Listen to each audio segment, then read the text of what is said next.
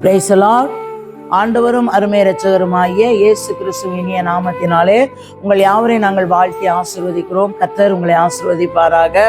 இன்றைய தேவ வார்த்தை சங்கீதம் 119 அதிகாரம் 29 வசனம் சொல்லுகிறது, பொய் வழியை என்னை விட்டு விலக்கி உம்முடைய வேதத்தை எனக்கு அருள செய்யும்.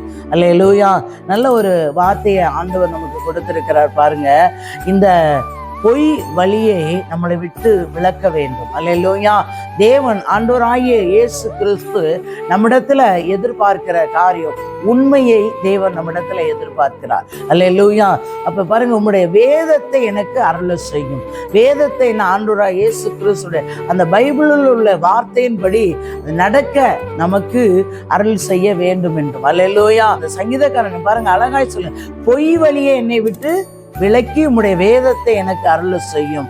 ஆமென். அப்ப அவருடைய வேதத்துல பிரியமாயிருப்போம், அவருடைய வேதத்தையே தியானம் செய்வோம், வேதத்தை காத்துக்கொள்வோம். அது மாத்திரம் இல்ல, சங்கீதம் 139 அதிகாரம் 14 வசனம் சொல்லு பாருங்க, நான் பிரமிக்கத்தக்க அதிசயமாய் உண்டாக்கப்பட்டபடியால் உம்மை துதிப்பேன், உமது கிரியைகள் அதிசயமானவைகள், அது என் ஆத்துமாவுக்கு நன்றாய் தெரியும். அல்லேலூயா.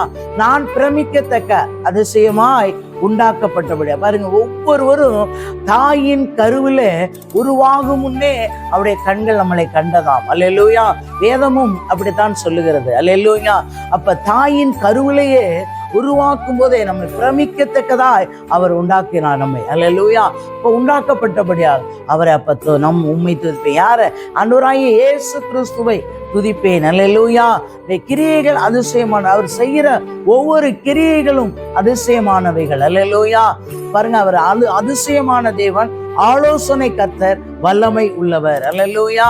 அப்படிப்பட்ட தேவனை நாம் துதிக்கும் பொழுது அவர் அதிசயமானவர்களை செய்கிற தேவனாய் இருக்கிறார். அது என் ஆத்துமாவுக்கு நன்றாய் தெரியும். நம்முடைய இந்த ஆத்துமாவுக்கு ஒவ்வொருத்தரும் இருக்கிற இந்த ஆத்துமாவுக்கு என் ஆண்டவராகிய இயேசு கிறிஸ்து எனக்கு நன்மை செய்கிறவர் என்று நன்றாய் தெரிந்திருக்க வேண்டும். அல்லேலூயா. நம்மை பிரமிக்கத்தக்கதாய் தாயின் கருவிலே உருவாகும் போதே நம்மை உண்டாக்கப்பட்டபடியால் அவரை துதிக்க வேண்டும், அவருடைய நாமத்தை உயர்த்த வேண்டும். அவரது கர்த்தாதி கர்த்தரை துதித்து அவரை உயர்த்தும் போது அவர் எல்லாவற்றிலும் இருந்து நமக்கு விடுதலை கொடுக்கிற தேவனாய் இருக்கிறார். அல்லேலூயா.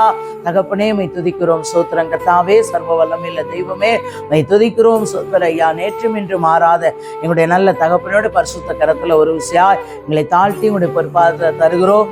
வார்த்தையை கேட்கிற பார்க்கிற ஒவ்வொருவரையும் கர்த்தர் ஆசீர்வதித்து பெரிய காரியங்களை செய்து வழி நடத்துங்க. இயேசு கிறிஸ்து ரத்தம் இயேசுவின் நாமத்தில் ஜீவனோட நல்ல பிதாவே. ஆமேன், ஆமேன்.